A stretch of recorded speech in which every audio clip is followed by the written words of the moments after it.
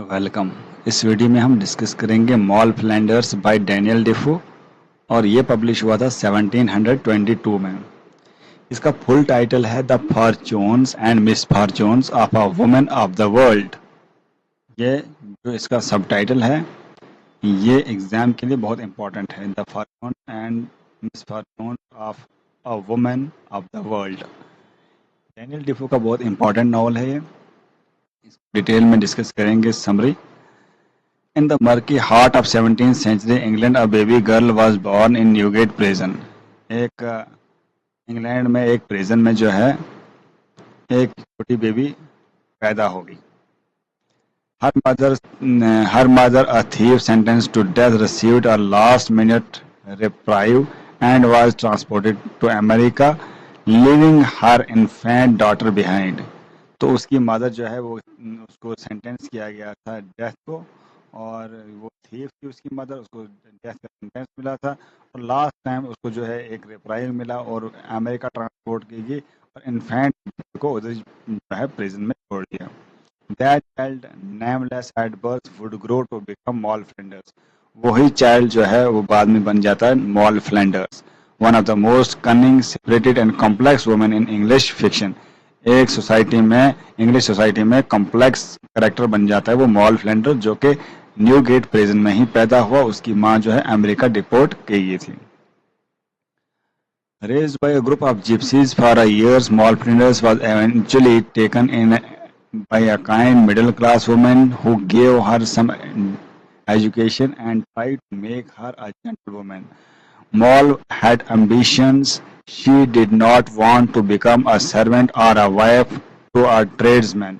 No, she dreamed of being a lady, something respectable and admired. Group of gypsies ने उसको पाला कुछ सालों तक और वो इवेंचुअली जो है एक मिडिल क्लास वुमेन ने लिया उसको और उसको थोड़ी एजुकेशन दी और जेंटल वुमेन बनाने की कोशिश की उसको। मगर मॉल फ्लैंडर्स जो है वो एम्बिशियस थी। वो जो है सर्वेंट नहीं रहना चाहती थी। She want to become a servant और अ वाइफ। ना वो सर्वेंट बनना चाहती थी, ना वाइफ और ना ट्रेड्समैन। उसके ड्रीम जो है बीइंग ए लेडी, एक रेस्पेक्टेबल फैमिली में रहना, जो उसको एडमायर करे, वो था। वो मॉल फ्लैंडर्स के जो एम्बिशन थे वो बड़े थे। At the age of 14, she was taken in by a wealthy family. She was treated kindly and worked as a companion to the daughters. 14 साल की उम्र में एक वेल्दी फैमिली ने उसको लिया और she was treated like a companion to daughters. जो उनके वेल्दी वुमेन के जो डॉटर्स थे उनको एक कंपेनियन की तरफ उसको ले लिया, उसको अपने घर में रखा। But her beauty and innocence caught the attention of the eldest son, who seduced her with flattery and false promises of marriage. उस वेल्दी लेडी के बड़े लड़के ने उसको सेड्यूस किया और फॉल्स प्रॉमिस करके बोला मैं तेरे साथ शादी करूंगा, और उसको सेड्यूस किया। उसने उसको क्या बोला, लिटिल मिस्ट्रेस। क्या बोला उसको? मॉल फ्लैंडर्स को लिटिल मिस्ट्रेस बोला, पैसे दिया, और but in time he betray, बाद में उसको धोखा दे दिया। It was his younger brother who offered her marriage and seemed more sincere. Mall married him hoping for a suitable life. उस जिस बंदे ने इसको धोखा दिया, उसके छोटे भाई ने इसको ऑफर किया शादी के लिए और उसने शादी कर ली, सोचा कि मेरी जो है लाइफ स्टेबल हो जाएगी।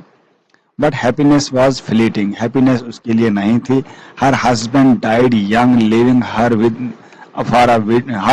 हर अ window with 2 children and very little money. उसके हस्बैंड की डेथ हो गई और 2 बच्चे उसके साथ रह गए मॉल फ्लैंडर्स के साथ, और उसका कोई जो पैसा शैसा उसके पास नहीं था। Unable to return to service, she left her children in the care of his relatives and went to seek her fortune. वो बेचारी सर्विस में नहीं जा सकती थी, काम में नहीं जा सकती थी, 2 छोटे बच्चे थे, वो उस अपने हस्बैंड के रिलेटिव्स में रखे और वहां से वो चलेगी कोई काम शाम धंधा ढूंढने। Thus began a series of marriages and misfortunes and misdeeds. उसके बाद अलग अलग मैरिज किए उसने, मिसफॉर्चून हुआ, मिसडीड्स किए, बड़े अलग अलग काम किए। Her second marriage took her to draper to London. Second marriage जो है ड्रैपर एक लंदन में था वहां पे की। He was kind but financially reckless and this quickly ran into ruin. He fled from creditors and Moll was left alone again. वो जो था, ट्रैपर था, वो फाइनेंशियली रेकलेस बंदा था और वो भी जो है बर्बाद हो गया। उसके पास भी पैसा नहीं था, वो वहां से चला गया और मॉल को अकेला छोड़ दिया। तो उसको भी मॉल को अकेला छोड़ दिया। सेकंड मैरिज भी ऐसे ही रही। Now hardened bye life she decided marriage could be a form of survival not romance. बोलने लगे मैरिज जो है उसे सर्वाइवल कर सकती हूँ, रोमांस के लिए नहीं करनी है आपने। अब मैरिज जो करूंगी वो सर्वाइवल के लिए करूंगी। उसके बाद थर्ड मैरिज करती है। Was perhaps stronger she met a gentleman in Lancashire who was also seeking a rich spouse. तो एक बंदे के साथ शादी की लैंकाशायर में जब शादी की तो वो बंदा भी चाहता था कि मेरे को स्पाउस होनी चाहिए, रिच होनी चाहिए, but lied about their wealth, and once they realized the deception, they laughed and decided to part amicably. Yet the bond between them grew stronger, and they eventually lived as husband and wife. बाद में उन्होंने कोई किसी को सच बोला और कोई किसी का पता चला कि वेल्दी हम में से कोई नहीं है, फिर भी वो जो है थर्ड मैरिज उनको लिटिल सक्सेसफुल रही। Together they moved to Virginia hoping to start anew. There Moll met her mother-in-law. वहाँ पे चले गए वर्जीनिया में, वहाँ सोचा एक नया फ्रेश स्टार्ट करेंगे। वहाँ पे अपनी मदर इन लॉ को मिलती है वहाँ पे Moll. And a shocking truth came to like, shocking truth उनको मिलता है। क्या मिलता है? Through conversation she discovered she had married her own half brother. उसको पता चल जाता है कि थर्ड मैरिज जो है, मॉल को पता चला थर्ड मैरिज में जो है मैंने अपनी हाफ ब्रदर के साथ शादी की। Horrified, she left the marriage, returning alone to England, tormented by shame.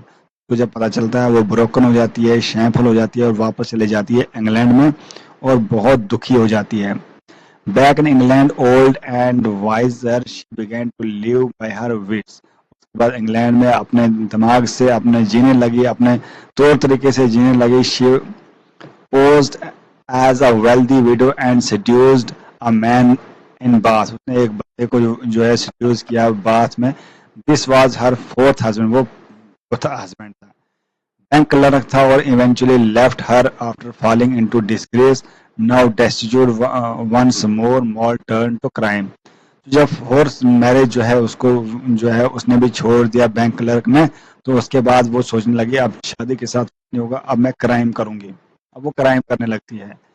She became a thief, con artist and deceiver, joining forces with a woman she called her governess. कुछ forces से join किया जिनकी वो governess बनी और वहाँ पे ran a house that supported female criminals जो support करते थे। एक house में वो house में ran करती थी। Mall stole fine fabrics, pickpocketed in markets and tricked wealthy men and pretending to be rich herself. वो उन लोगों को ट्रिक किया और अपने आप को रिच जो है अपने प्रेटेंड करने लगी। Her beauty charm and sharp mind made her a successful criminal. उसकी जो अपनी ब्यूटी नहीं, अपनी शार्प माइंड ने उसको जबरदस्त सक्सेसफुल क्रिमिनल बनाया और वो एक क्रिमिनल बनी। During this time she had a relationship with a banker, a married man whose wife had gone insane. They became lovers and when his wife died she became the fifth husband. उसके बाद एक बंदे के साथ, banker के साथ उसने relation रखा। वो उसकी वाइफ, बैंकर की वाइफ जब इंसान हो गई, पागल हो गई, तो वो जो है इसके साथ शादी कर दी मॉल फ्रेंडर के साथ और फिफ्थ हस्बैंड बन गया।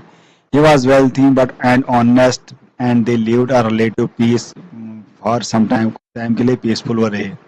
But her criminal life continued. She once disguised herself as a beggar, then as a wealthy widow, always adopting to trick those around her. Her skills grew and so did the danger. उसके बाद उसके tricks जो है वो बढ़ने लगे, उसके जो क्रिमिनल रिकॉर्ड बढ़ने लगा, वो ज़्यादा जो है ट्रिक्स करने लगी, चोरियां करने लगी। Eventually she was caught stealing a bundle of goods at the trial. Her past caught up with her. The evidence was damning. She was sentenced to death and sent to Newgate prison, the very place where she had been born. तो बाद में जो है वो steel करते करते, चोरी करते करते वो पकड़ी गई। ट्रायल में जो है उसको बताया गया कि उसको प्रूफ दिया गया कि भाई प्रूफ जो है उसके पास था, चोरी करते करते पकड़ेगी।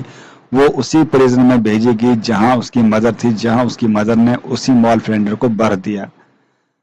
In the filth and misery of the prison, Maud repented. She reflected on her crimes, her deceptions, her lost children and her many identities. She reunited with her old friend and partner in crime, the Lancashire husband, who had also fallen into crime. वहाँ पे जो है वो jail में रही, वहाँ पे बड़े गंदा सिस्टम था, अच्छा सिस्टम नहीं था, वो सब उनको रिकॉल करती थी, मतलब जो बच्चे उसको 5 शादियां तो की थी, बड़े बच्चे हुए उसको, उन बच्चों को याद करती है, उसने धोखा दिया वो सब याद करती है, अपनी आइडेंटिटी को याद करती है। और वहाँ पे एक पार्टनर था उसका पहले, लैंकनशायर का हस्बैंड जो था, वो वहाँ पे उसको मिला, वो भी क्रिमिनल रिकॉर्ड में वहाँ पे जो है वहाँ पे पकड़ा गया था, वो भी जेल में था, जेल में ही उसको मिला। He too had been captured. Amazingly, they were both offered a chance at redemption. उन दोनों को चांस मिला, तुम रिडेम्पशन करोगे, तुम पछताओगे तो आपको छोड़ा जाएगा। They were transported to the American colonies, a common punishment for criminals there. They began life anew in mainland. उसके बाद जो है दोनों को कहाँ पे छोड़ा गया, अमेरिका में छोड़ा गया, अमेरिका जो इंग्लैंड की कॉलोनी थी पहले। तो जो भी क्राइम करते थे यहाँ तो अमेरिका भेजते, या मतलब अलग अलग जगहों पे, ऑस्ट्रेलिया भी भेजते थे, अलग अलग जगहों पे भेजते थे। अमेरिका में भेजा, वहाँ पे मैरीलैंड में वहाँ पे दोनों रहने लगे। Moll discovered that her mother, who had also been transported years earlier, had left her a small inheritance. Ironically, her criminal life had brought her back to prosperity through legal means. उसके बाद उसने सोचा कि मेरी mother ने जो है, जहाँ वो उसको भी यहाँ ट्रांसपोर्ट किया गया था, उसकी वेल्थ यहाँ पे कहीं है, उसको थोड़ी इनहेरिटेंस मिल जाती है। Moll and her husband settled a plantation owners. They lived modestly and more importantly honesty in time. They prospered. उसके बाद जो है उन्होंने अच्छी तरह लाइफ सेट की, वहाँ पे प्लांटेशन का काम किया और आराम से जीने लगे। Moll lived to be old, respected and comfortable. No longer the no longer a thief or deceiver, but the woman who had traveled through every level of society and returned wiser. तो mall जो है वो respected और comfortable रहने लगी और हर जो society में एक अच्छी वॉइस वो दिखने लगी। She spent her final years in England writing her memories and warning others against the path she had taken. Her story was not only about crime and punishment but also survival, repentance and resilience of the human spirit. तो उसकी जो story थी वो England की एक memoir तरह की नहीं थी, बल्कि एक इंस्पायरिंग स्टोरी थी, लोगों को सिखाने के लिए, समझाने के लिए। अब इसकी जो थीम है मॉल फ्लेंडर हम डिस्कस करेंगे। ये बॉर्न इवल हुई थी, शी वाज इवल बॉर्न नहीं हुई थी, she was born into poverty, abandonment, shaped by circumstances and driven by a desperate need of to survive. ऐसी सर्कमस्टांस में वो पैदा हुई थी, उसको बड़े करना पड़ता था, जीने के लिए कुछ ना कुछ उसको करना था। Her tale spans love and betrayal, wealth and poverty, guilt and salvation. Through it all, she remained fiercely intelligent, endlessly adapting, and deeply human. And so ends the strange, surprising, eventual life of Moll Flanders and a woman who lived many lives, wore many masks, and finally found peace, not through wealth or men, but through self-realization और repentance की वजह से उसको last पे piece मिल जाता है। कुछ facts हम डिस्कस करेंगे। फुल टाइटल क्या है इसका, fortunes and misfortunes of the famous mall Flander, publish हुआ था 1722 में। ये पिकरेस्क एंड रियलिस्टिक फिक्शन है। ये कार जो ये हम डिस्कस करेंगे डिटेल में, पिकरेस्क क्या होता है। क्लासिकल एग्जाम पिकरेस्क नावल का है ये। इसमें हीरोइन होती है, रॉग हीरोइन होती है। इसको अर्लीस्ट इंग्लिश नॉवेल्स माना जाता है जिसमें रियलिज्म है, मॉरल रिफ्लेक्शन है। Narrative style जो है written in a form of a fiction autobiography using first person narrative, representing Moll as a narrator of her own life story. अपनी लाइफ स्टोरी मॉल बोलती है। The tone is confessional and reflective, given insights into psychological and social commentary. Theme इसकी क्या है, crime and punishment, poverty and social mobility, repentance and redemption, feminine agency and survival. Symbol of 18th century female individualism, Moll represents early feminist undertone and she challenges society. Society को challenge करती है, 5 time जो है शादी करती है, thief बनती है और अनटाइमली रिपेंट करती है लास्ट पे। ये था इनके बारे में टोटल मॉल फ्लेंडर्स के बारे में। नेक्स्ट वीडियो में डिस्कस करेंगे नेक्स्ट नॉवल।